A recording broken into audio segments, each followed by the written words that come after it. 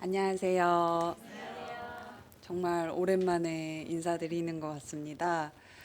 저는 사실 들꽃 향림교회 교인이었습니다. 장로님 설명해 주신 대로 한 10년 전에 제가 교회를 처음 방문해서 예배당에서 같이 예배드리고 식사하고 했던 기억들이 지금 새록새록 떠올라서 오는 내내 약간 추억 여행하는 기분으로 또 오기도 했고 약간 친정집 방문하는 기분을 또 느끼기도 합니다. 어, 사실 저는 김경호 목사님을 이제 뵐 기회가 있어서 대학생 때 목사님 교회 한번 방문 드려야 되겠다라고 마음 먹고 처음 교회 문을 두들기고 이렇게 와서 맛있는 밥도 얻어먹고 했던 기억이 나는데요. 제가 들꽃 향림교회 다닐 때 가장 기억에 남는 이제 추억을 떠올리자면 그때 이 자리에도 계시는 분이 있으신 것 같은데 그 청년의 수련회를 한번 따라간 적이 있었어요. 그래서 그때 맛있는 것도 엄청 많이 준비하시고 수련회 시간 동안에 이제 서로 알게 된 지 얼마 안 돼 가지고 친해지는 친교의 시간을 어떤 분께서 준비하셨는데 조그만한 포스트잇에다가 이제 자기가 가장 행복했던 순간이랑 가장 조금 마음이 아팠던 순간을 익명으로 적어서 이렇게 게시판에 붙이게 하셨어요. 그래서 이걸 적은 사람이 누군지 알아맞히는 그런 게임 같은 시간이었는데 그때 사실 만난 지 얼마 안 된 분들과 마음을 나누는 게 굉장히 어려운 일이기도 했을 텐데도 불구하고 다들 너무 솔직하게 진지하게 적으시고 서로 그 이야기를 나누는 동안 서로를 알게 되는 되게 따뜻한 시간이었던 것 같습니다. 그래서 좀 가끔씩 그때 순간을 잘 떠올리곤 하는데요. 오늘 이 자리에 이렇게 서는 게 사실 굉장히 날마다 떨립니다. 아직 설교를 시작한 지 얼마 안 된 초보 목사이기도 하지만 그럼에도 불구하고 그때 따뜻하게 또 청년 공동체에서 저를 맞아주셨던 기억이 나기 때문에 오늘 이 자리에 또 따뜻한 마음으로 오게 됐습니다. 잠깐 분위기 전환을 위해서 제가 떨려서요. 서로 조금 오랜만에 어떻게 지내셨는지 안부 인사 겸 만나서 반갑습니다를 물론 만나신 지 오래되셨지만 오늘도 만나서 반갑습니다 한번 인사하면서 시작하면 좋겠습니다.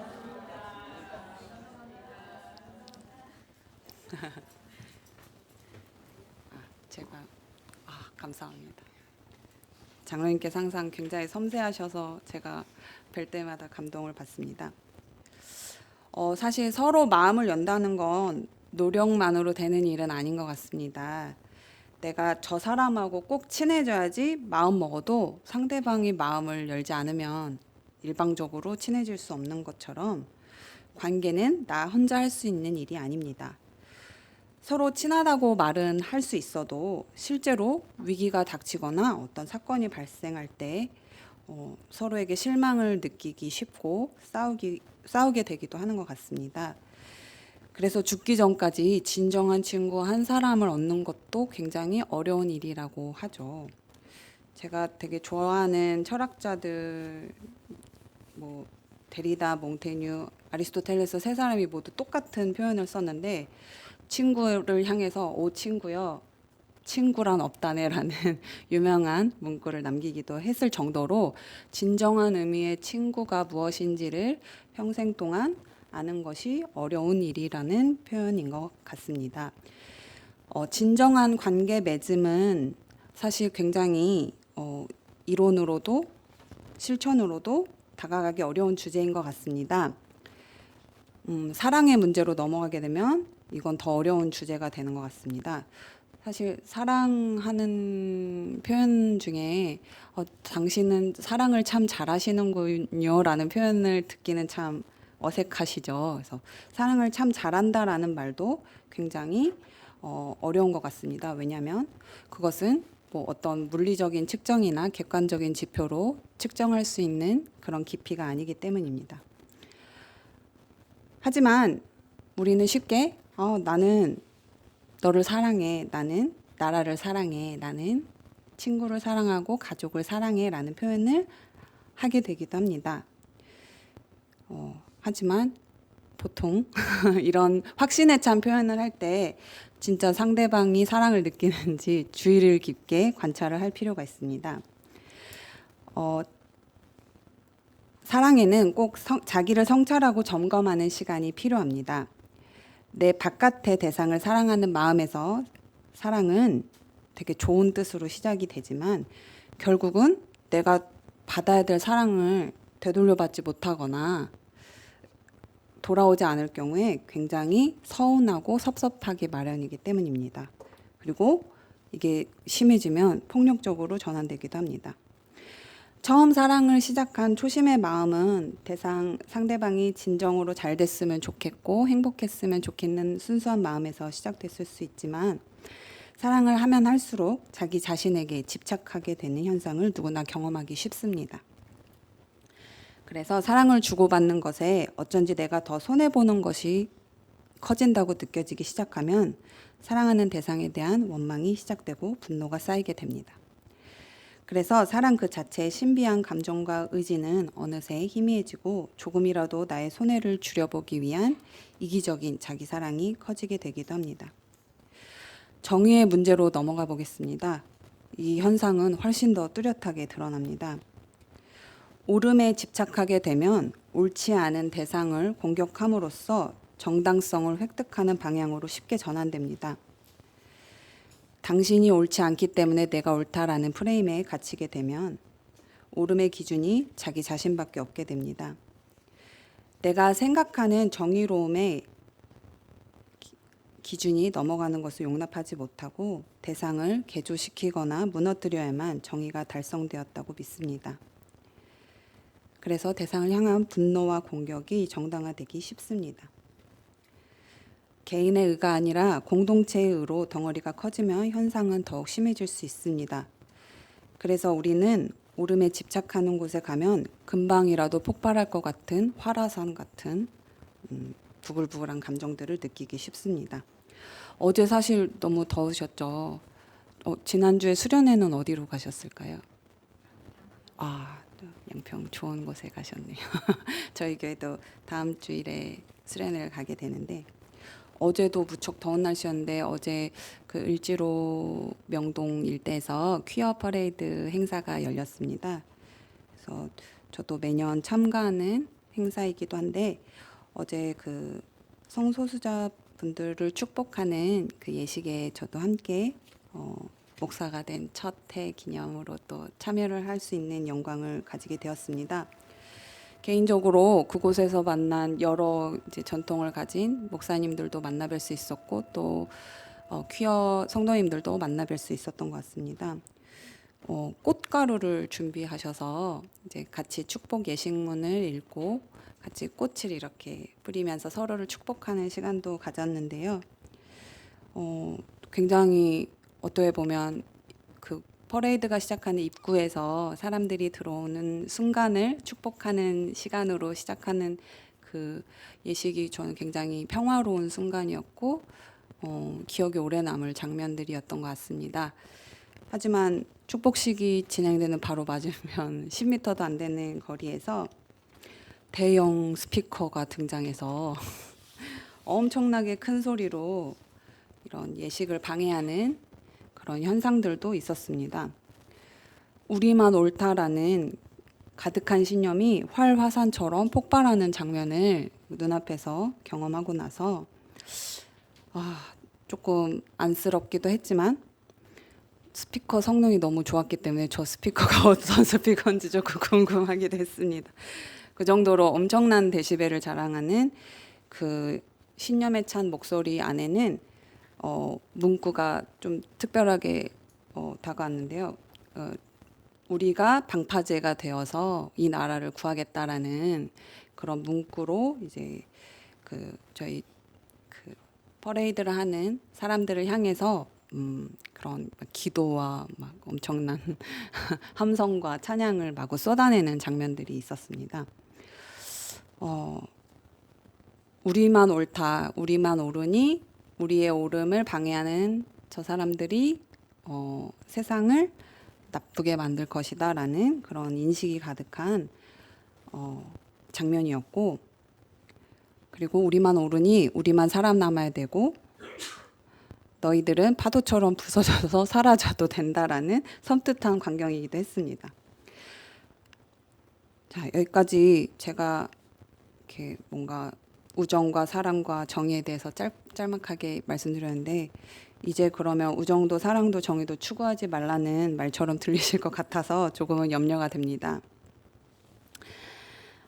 누군가를 위하는 마음을 갖는다는 건 내 의지만으로 되는 일이 아닙니다. 그것은 하나님께서 우리에게 주신 굉장히 큰 사랑의 마음입니다.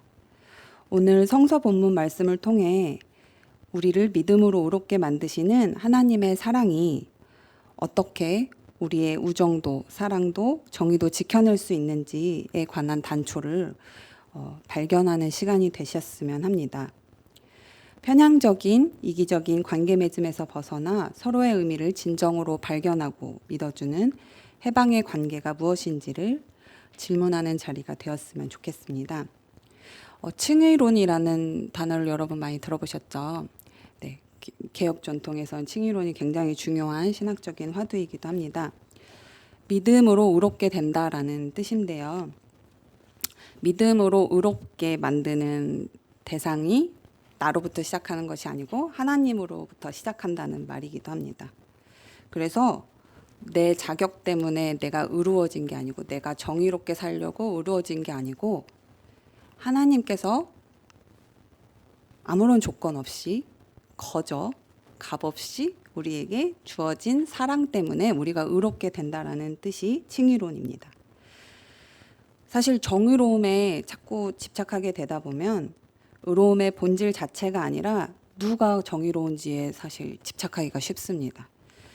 그래서 이번에 대선 토론도 엄청 뜨거웠었지만 토론의 자리에 이렇게 일상의 가운데서도 토론의 자리를 가만히 들여다보게 되면 누가 그 이야기를 했는지에 점점 주제가 벗어나는 장면들을 볼 수 있습니다. 정의를 애초에 논의했던 그 본질을 넘어서서 누구에 집착하게 되면 상대방을 공격하는 데만 토론이 흘러가기 쉽습니다. 그래서 상대방을 향한 인신공격이나 비방만 기억에 남게 되는 토론의 마무리 현장을 저희는 쉽게 목격하곤 합니다. 나의 권위를 세우기 위해 너의 권위를 공격하고 무너뜨리는 심판적인 전술이 논쟁적 토론에서 되게 중요한 방법론이기도 한데요. 이긴 당사자는 당장의 승리 쟁취에 통쾌할 수는 있지만 폭력적인 쾌감에만 머물 수 있습니다. 반면에 오늘 본문에 나온 믿음으로 의롭게 되는 경우에는 화평을 누리게 된다라고 설명하고 있습니다. 설령 우리가 의로움을 구하는 데 실패하더라도 환난이 인내를 낳고 연단을 할 수 있게 소망을 저희에게 주신다는 말씀을 하고 있습니다. 왜냐하면 믿음으로 의로움을 얻게 되는 뿌리에는 하나님의 사랑을 중심에 두는 마음을 먼저 얻을 수 있었기 때문이라고 바울은 설명하고 있습니다. 하나님의 사랑을 받을 만한 자격은 선택적으로 주어지는 것이 아닙니다. 하나님의 사랑은 모두에게 열려 있습니다. 죄인이든 의인이든 상관이 없습니다. 하나님의 조건 없는 사랑은 모두에게 먼저 열려 있습니다. 사실 능력주의가 절대적인 진리에 사는 지금 이 시대에서 하나님의 사랑으로 의로울 수 있다는 진리는 누가 잘못했냐, 누가 옳으냐는 심판적인 의로움에 집착하지 않을 수 있게 만듭니다.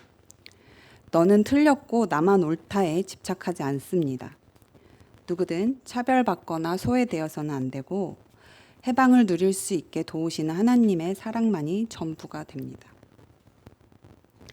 그래서 하나님의 사랑을 부여받은 의로운 마음들은 자신만을 위한 옳음이 아니라 모두를 위한 옳음을 바라볼 수 있게 만듭니다. 심판적 정의와 다르게 하나님의 사랑에 기반한 정의는 누가 옳고 틀린지보다는 억눌리고 소외된 세력을 비판하는 날카로운 통찰과 해방으로 내딛는 뜨거운 심장을 가진 창조적 발걸음들을 도모하는 데 집중하게 만듭니다. 해방신학자 레오나르도 보프는 성령을 이렇게 설명합니다. 억눌린 자 안에서 움직이시는 자유의 힘이며 정의 없는 평화를 거부하시는 하나님의 심장이다라고 표현했습니다. 자기 이익보다는 온 생명을 헤아릴 줄 아는 뜨거운 하나님의 심장이 우리에게 전달되는 것이 칭의론의 핵심입니다. 그래서 이 칭의론을 가진 사람은 관계를 다르게 바라봅니다. 내가 사랑해준 만큼 너도 나를 사랑해줘야 된다라는 등가가치적 교황적인 사랑보다, 또는 사랑받기 위해서 사랑하는 것이 아니라 그냥 사랑하는 것 자체에 의미를 두는 그런 마음들이 생겨나게 만듭니다. 오늘 예수님께서 그런 마음이 생기는 것은 어떻게 발전시킬 수 있는지에 대해서 요한복음에 설명해 주고 계시는데요. 성령을 통해 하나님의 뜨거운 심장과 진리의 영을 전수받은 자들은 경청의 능력이 생긴다고 합니다. 내가 말하고 싶을 때 내가 하고 싶은 말을 하는 것이 아니고 상대에게 진정으로 도움이 되는 적절한 때에 하나님의 지혜를 공유할 수 있는 언어로 전할 수 있게 된다고 예수님은 설명하고 계십니다. 진정으로 상대방을 헤아려 볼 줄 아는 경청자들은 그래서 상대방을 고정시켜 버리지 않습니다. 내 중심으로 상대방을 판단해 버리고 너는 이런 사람이구나, 사람은 변하지 않는다라는 식의 고정관념으로부터 벗어납니다. 진정한 경청자들은 상대방의 가능성을 발견하도록 돕는 조력자가 됩니다. 듣는 것만 잘했는데도 상대방이 어려움을 극복할 수 있는 힘을 얻게 된다는 것입니다. 이제 많이 졸리시죠? 제가 여러분에게 어떤 상상할 수 있는 잠시 한 1분 정도의 상상 여행을 열어드리도록 하겠습니다. 잠시 눈을 감으시고 제가 드리는 질문을 상상해 보시면 좋을 것 같습니다.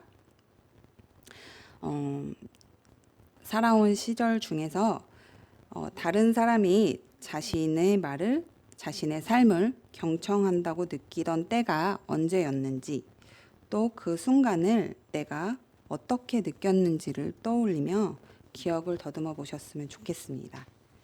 제가 잠시 시간을 드리도록 하겠습니다.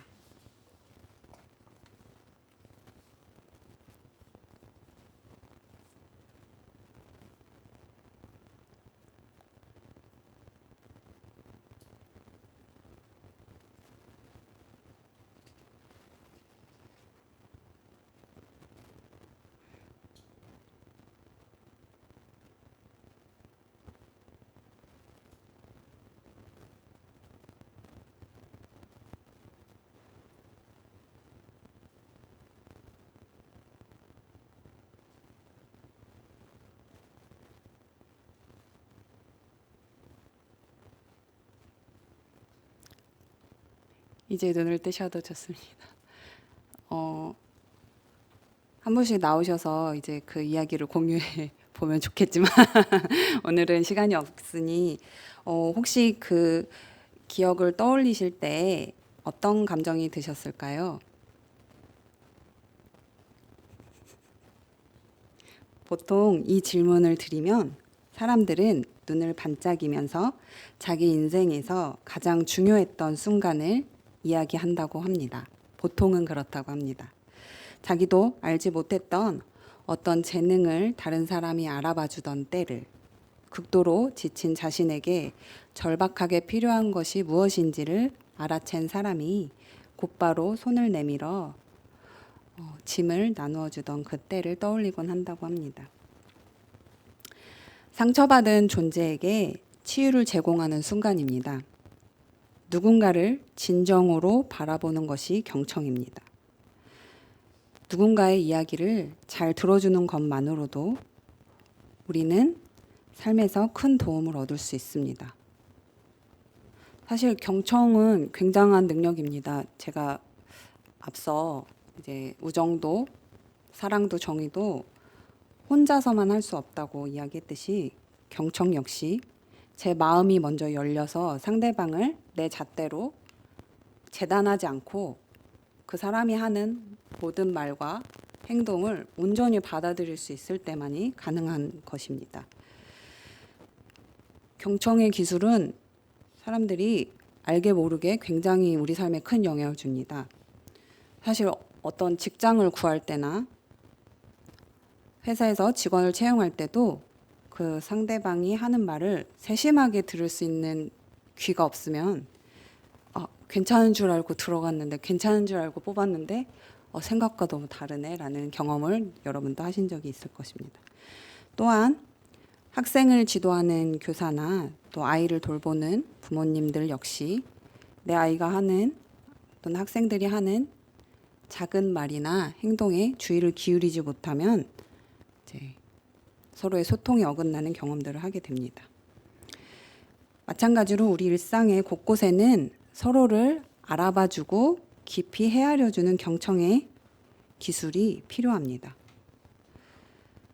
주변의 사물과 현상을 자기 입장만이 아니라 다른 사람의 입장에서 바라보는 관점을 지닌다면 사실 절대로 풀리지 않을 것 같은 갈등이나 문제가 해결되는 신비로운 순간을 경험할 수 있으시게 될 겁니다.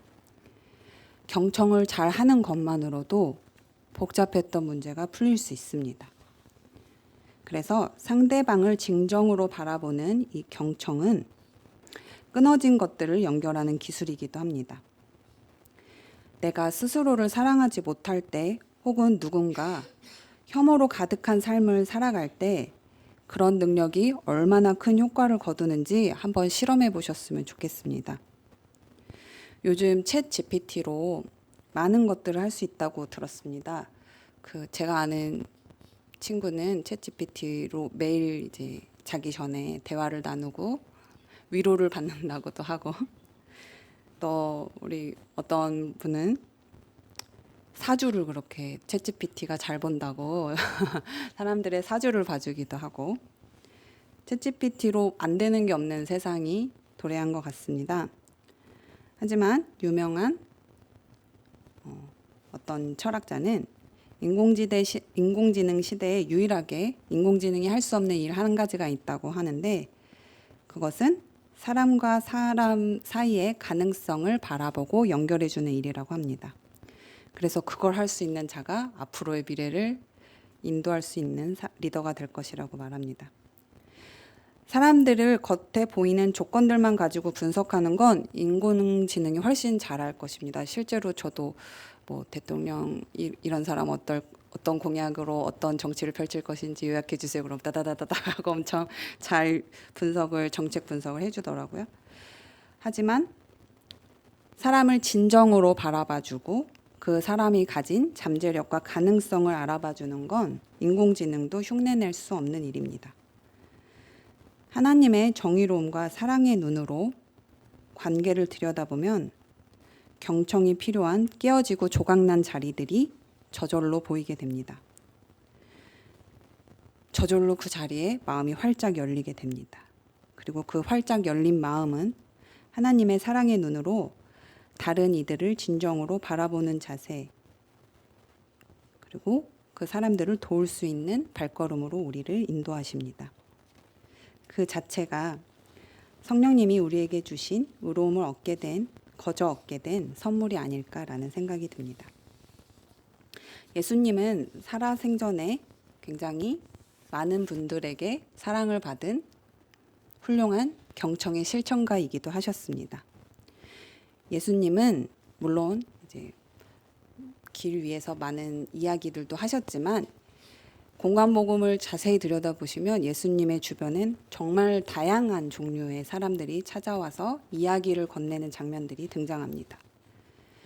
예수님은 자기 의를 드러내지 않고 하나님의 의를 드러내기 위해 스스로 취약한 존재로 선택하신 경청의 실천에 온전히 참여했습니다. 하나님의 나라라는 그리스 어원인 바실레이아 투 데우는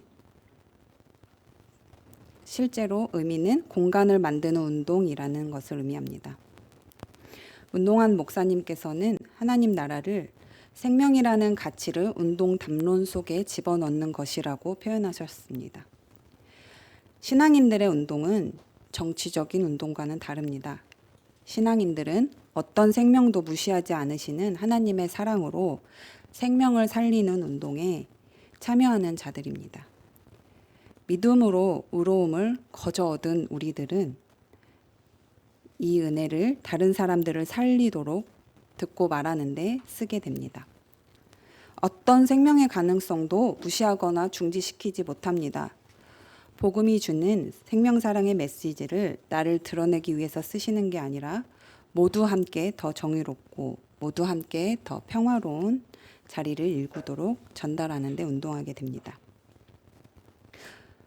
저는 들꽃 향림교회 이 교회명을 굉장히 좋아합니다. 그래서 처음에 교회에 찾아왔을 때도 뭔가 교회 입구에서부터 들꽃 향기로운 냄새가 풍기는 것 같았고, 오늘 와서 또 보니 오랜 시간 동안 여러분들께서 소중하게 지켜온 우정의 공동체가 이렇게 향기로 전해지는 것 같아서 더 마음이 따뜻해지는 것 같습니다. 아마도 여러분이 소중히 지키시는 우정 공동체의 비결은 잘 경청해서가 아닐까라는 생각이 듭니다. 누구의 이야기도 무시되어서는 안 되고 서로의 이야기, 다양한 이야기들을 귀담아 들으실 수 있기 때문에 소중하게 생각하는 가치들이 하나님의 나라가 잘 운동되도록 노력하고 계신 것 같습니다. 내게 들려오는 이야기들에 나를 낮추고 가만히 귀 기울여 보시기 바랍니다. 그리고 주님이 주시는 생명사랑의 관점에서 오늘 일상으로 돌아가셔서 경청을 실천해 보시기 바랍니다. 주님이 요청하시는 생명을 살리라는 하나님 나라 운동은 어쩌면 너무 거창한 것이 아닐 수도 있습니다.